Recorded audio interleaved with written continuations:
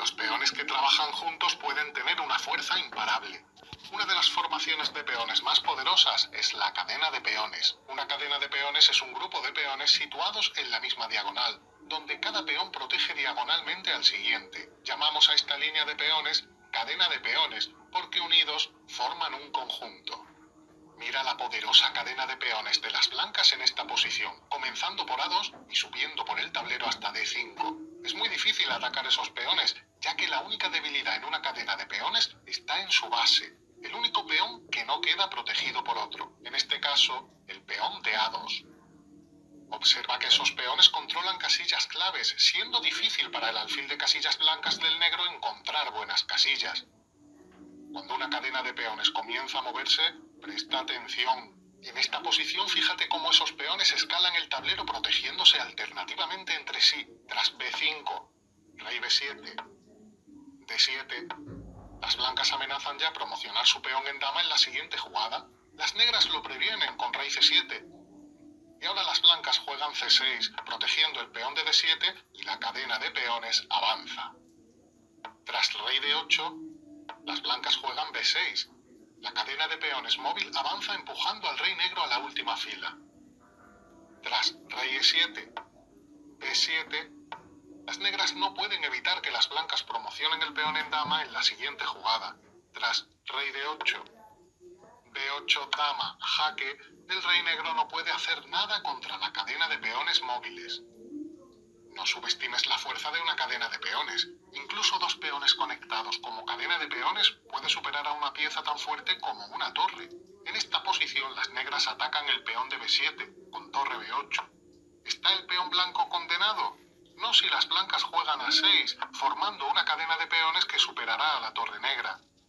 Tras rey F8, las blancas avanzan el peón de A con A7 y las negras no pueden evitar que las blancas promocionen.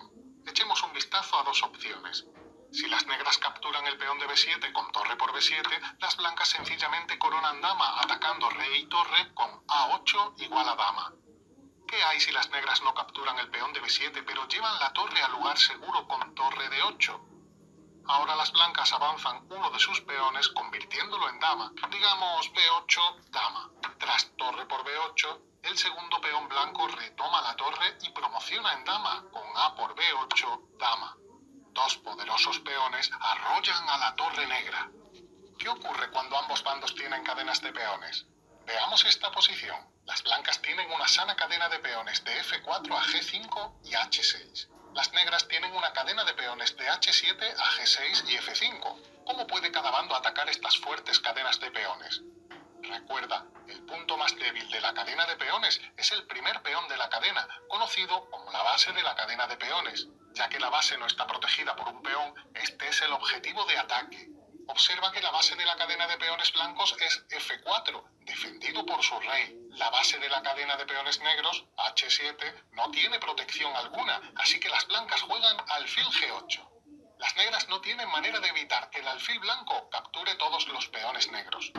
Echemos un vistazo juntos a una posición más. No siempre es posible atacar la base de la cadena de peones. A veces tienes que atacarla por su final. En esta posición, observa que las negras tienen una fuerte cadena de peones. B7, C6, D5 y E4. Las blancas atacan el final de la cadena de peones con F3. Si las negras no hacen nada, las blancas ganarán el peón de E4 en su siguiente jugada, ya que al peón de F3 se suman tanto el caballo como la dama atacando la casilla E4. Las negras solo tienen dos defensores, el peón de D5 y el caballo de F6. Tras E por F3, la cadena de peones negra se reduce y el final de la cadena de peones ya no gana espacio en territorio blanco. Tras alfil por F3, las blancas capturan el peón y crean presión en el nuevo final de la cadena de peones, D5. Ahora es tu turno para practicar el ataque y la defensa contra cadenas de peones.